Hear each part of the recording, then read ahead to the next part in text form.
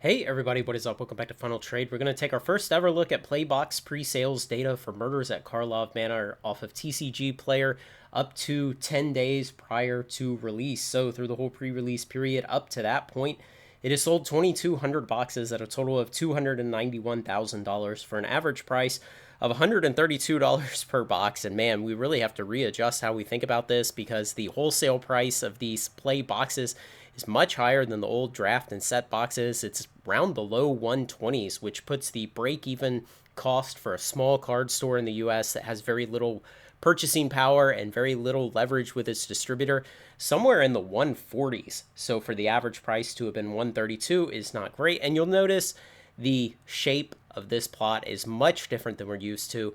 This is because of the event that TCG Player hosted where they had a distributor come onto the website with some preferential fee structures and basically unload a shit ton of boxes at $130 each. So that definitely pulled a lot of sales forward and spiked up that number early. So what we can do is we can go ahead and put set boxes of Lost Caverns of Ixalan up against this, and we can see, maybe if we squint and pretend, we could imagine that this line here will kind of intersect with the red line of Lost Caverns of Ixalan set boxes. Now, keep in mind, play boxes are a amalgamation of draft and set boxes, so we don't have the old data for Lost Caverns of Ixalan draft boxes to add to this. We should expect that Murders at Karlov Manor play boxes will come in a bit higher than simply the set boxes of these previous standard sets we're looking at.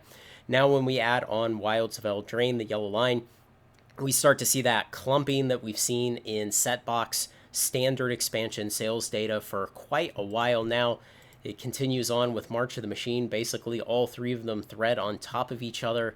And then if we go ahead and put Phyrexia, it does a bit better than the rest. And we'll go one further back to Brothers War, and we see that it's pretty close to in family with the rest. So I think these data look pretty good.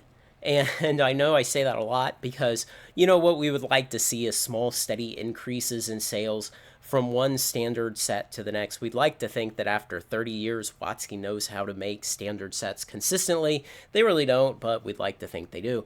And if this line just kind of progresses and basically scores somewhere around here, let's say $325,000 of cumulative spend by the time we get to release day for Murders of Karlov Manor, then I think that's pretty good. And when Mark Rosewater introduced Play Boosters back in November, he talked about how set was outselling draft considerably, and I will just show this one example of it with Commander Masters because I did record draft and set box sales data for that, so I'll clear all those standard sets off. The blue line is Commander Masters set, and the red line is Commander Masters draft. And you can see that the set boxes outsold by a 5-to-1 ratio. They came in at nearly $600,000 for the set boxes and only about $120,000 for the draft boxes. So those were the kind of discrepancies that Mark Rosewater and everyone else at WotC were seeing when they decided to discontinue the draft boxes. And I explain all of that to kind of point out why I think it's okay that we don't have all those historical draft box data. It'll only be an issue for a little while, say, the mere first 2 years that we're taking data of play booster boxes, or maybe 3 years. We'll have a whole rotation cycle of standard play booster boxes.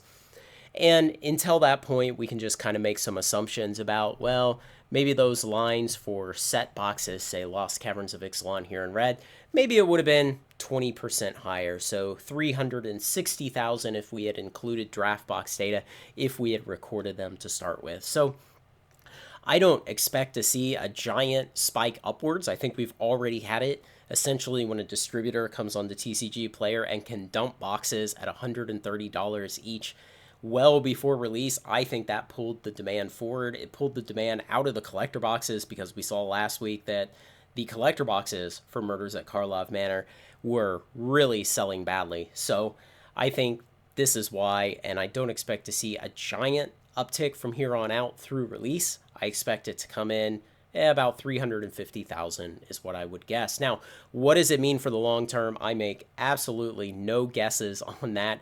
There are too many variables at play with this one. One is the first Playbox ever released. And two, WotC has considerably raised the price. It's yet to be seen how the market is going to digest that. If people who were set box fans will feel like 36 packs makes up for the increased price, those extra 6 packs. And if the people who are draft box fans who are already getting 36 packs feel like the increased richness in the packs makes it worthwhile. We're just going to have to wait and see, and there's no way I will guess on that. So I will be taking another look at the collector box sales data in about 3 days. When we get to Saturday, I will post that video up. And then after release day, Saturday the week after that, I will have another look at collector and playbox sales data for the entire pre-release period. Hit subscribe to make sure you don't miss out on those. Let me know what you think, guys. Thanks to everyone who makes this content possible, especially my generous supporters on Patreon. Like, comment, share, and subscribe, and join me on Final Trade.